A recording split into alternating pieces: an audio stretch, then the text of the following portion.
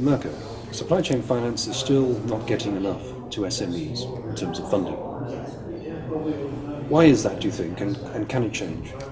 Unfortunately, it's a very accurate statement. It's very, very true that supply chain finance is still not getting enough penetration into SME markets. The product, since inception, was always aimed at the big corporates. I mean, supply chain finance really started with Ford and introducing the supply chain finance in their supply chain. It's a product that is specifically designed for big corporates because of the high value and low volume transactions usually involved. And it allows the big corporates to smooth their cash flow positions. Now, one should say, well, if it's available for the big corporates, why shouldn't it be available in mid-market? When you say big corporates, do you mean on the supply side? On the buyer side. On the buyer side, yes. Because you mustn't forget that when you say there is not enough penetration in SME space, is the big buyers tend to opt for the biggest suppliers in their networks to get into the money they need, to get to the funding or the cash flow release they really want to get to. So that's why it's still big buyers inviting their top suppliers, very often being big buyers themselves. Now we do see that's changing, and we do see that the big buyers are moving towards the middle and some of them even towards the end of the supply chain, but it's not that common yet. And why is that? Technology involved in supply chain finance isn't cheap. So ability to easily approve all of those invoices. You have host-to-host connectivities with banking systems. That's what our customers are doing, the big buyers on our supply chain finance programs. And sometimes SMEs cannot afford it. So technology is one of the things that might be preventing accessing this to SMEs. And the other thing is banks' appetite as well.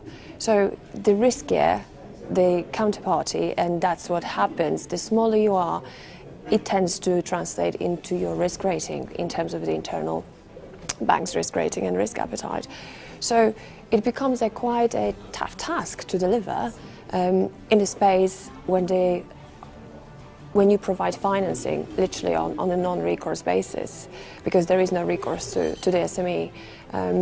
So I think these are the reasons why we do not have as many SME or mid-market buyers in supply chain finance. However, we are working on changes in the market.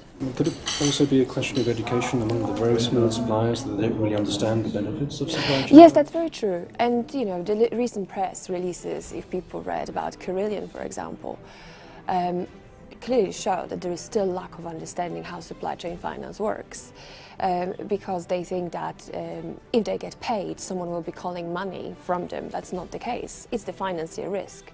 If the risk is marked against the buyer, the banks who finance those SME suppliers absolutely have no recourse whatsoever to those suppliers. So yes, there is some level of misunderstanding for sure, and we need to educate SMEs that these programs, the moment the money is out the door, is very safe for the SME suppliers. I also think that technology will play a massive part in how we can make sure the supply chain finance is easily available through mid-market to the small SMEs. And I do see that blockchain will be the technology of the future. Well, it's already technology of today that will allow us to fully make this product available in the mid-market and SME end. Particularly on the onboarding side? Everything, throughout really, because you don't have to then worry about complex infrastructure, running expensive systems. If it's run on a blockchain, it's very easily accessible, and you don't need to have a special portal, you don't need to have a third-party access to be able to do it. You can do it straight from the portal of your buyer, you can do it straight from your bank, so it will be quite a revolutionary, I believe, change in how supply chain finance can flourish in future.